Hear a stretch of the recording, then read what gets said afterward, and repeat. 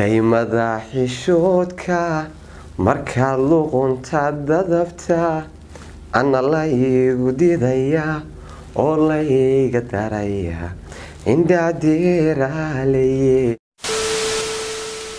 السلام عليكم ورحمة الله تعالى وبركاته. أصحابتي قاليقة ملك الصدوني زتافة عالم كتشوكتان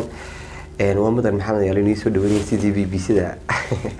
أدبني سو دوينيا أصحابي إن بدن واحد أركتين ضد بدنو لبحي مدر محمد يالي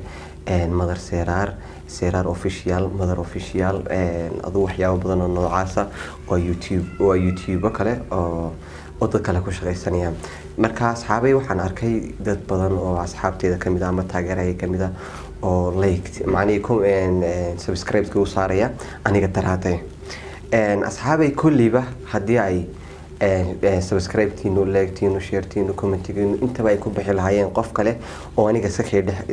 sakay dhigaya waxaan jeclaystay inaad maanta madarkii saxda ah la kulanteen gmail-kaygana waxaan u bedelay youtube channel. marka youtube channel-kayga saxda waa kan waana madar dayax weerar ama madar dayax weerar baa ku qoran madar dayax weerar aad iyo aad baan isu dhaweynayaa asxaabteyda qaaliga soo dhawaada ayaan leeyahay. mid kale waxaa jirta walaalkay dayax cabdirsaaq ayaa isaguna wuxuu samaystay youtube channelkiisa waxaa ku qoran dayax official isagana hal lagu yaaco haddii ilaahay qadaro insha Allah waxaad nagala socon doontaan bartan maadaama la fasaxay kooxdeedii sababa la xiriira caafimaadka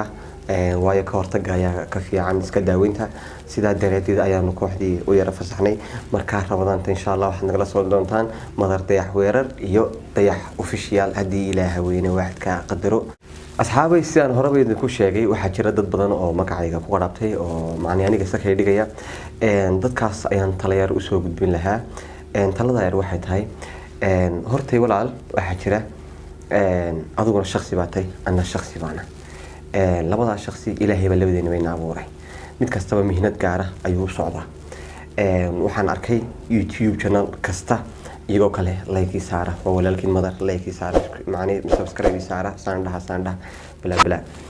asxaabta waxaan leeyahay horta wixii ilaahay idinka calfay subscribe hesheen ilaahay idinku calaf waan awoodaa inaan copyright idinku qabsado ileen fiidiyo aan soo gashtay oo macni TikTok teeda ka hadlaya live laftirkiisa aan kayga ka soo galay ayaa la qaatay waxa soo dhanba copyright waan ku qabsan karayaa macni report waan ka gudbin karayaa laakiin taa ma samaynayo macni wax ii qalmaba maaha waaba xaasinimo laakiin se waxaan ka codsan lahaa intayno de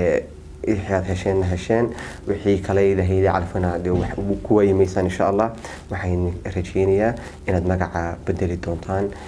si kale oo wanaagsan oo sifo kale oo wanaagsan aad ku shaqaysan doontaan anaguna aan caawin doono haddii ilaahay qadaro waanigoo leh like share comment iyo insha Allah isla socod wanaagsan iyo isku soo noqosho.